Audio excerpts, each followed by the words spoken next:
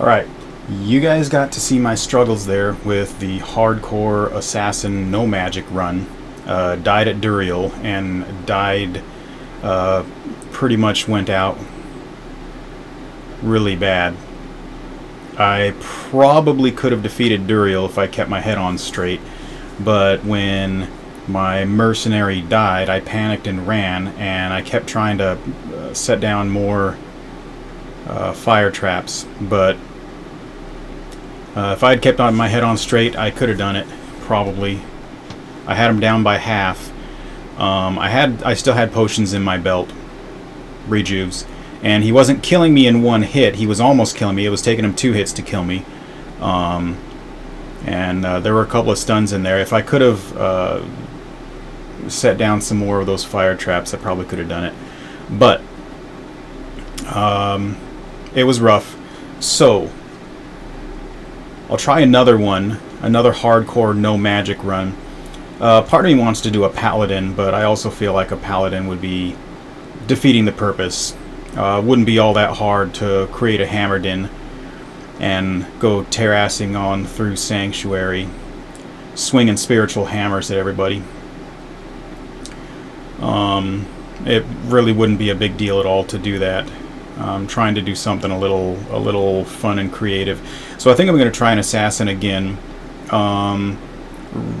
Probably will do the same thing. I was purposely not just dumping everything into vitality, which is what everybody does. Everybody just, you pump vitality like it's going out of style. Just you go crazy on it to get your life up as much as humanly possible. Which does not have diminishing returns, especially with the rejuves, because the rejuvenation potions will heal you a percentage of your total life. They don't heal you a fixed amount like the healing potions do. So whether your life is 100 or 600, a full rejuve potion will heal you for the full amount. So I think what I'm going to do, so my previous one was offline, oh no, it was online actually, it was online.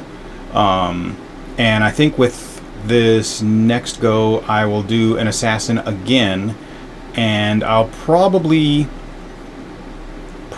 still balance out the stats to an extent. Probably less energy. I'll use fewer traps. I'm going to try martial arts this time. And this character is going to be offline so that I can set the player count higher. And with a higher player count, it'll make some of the martial arts more effective, especially the healing ones where you can steal life and mana. They aren't very effective at all in normal mode because you steal a percentage of your damage as life and mana, and it recharges your life and mana. It's like having a skull socketed in your weapon.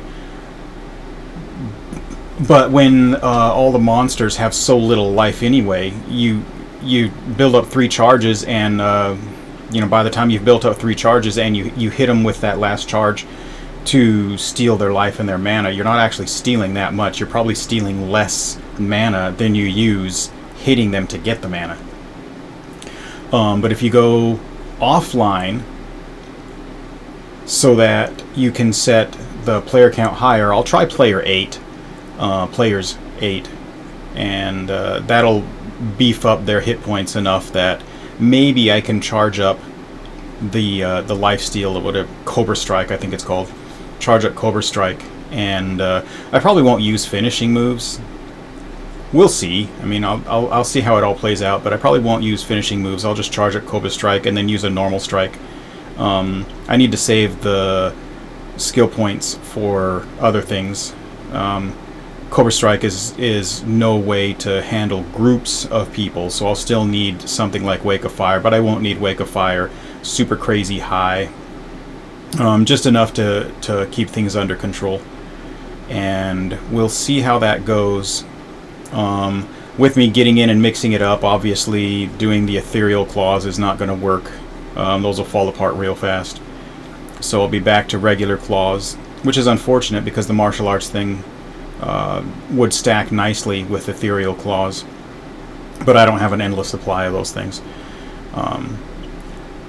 So I'll yeah, it'll be a mix of Shadow Disciplines for the Claw Mastery and block, and oh, here's another thing that I thought about. If I had used Fade instead of Burst of Speed when I faced Duriel, that also would have worked better, because it would have given me a certain resistance. It would have given me damage reduction, and it also would have given me a certain resistance to the frost.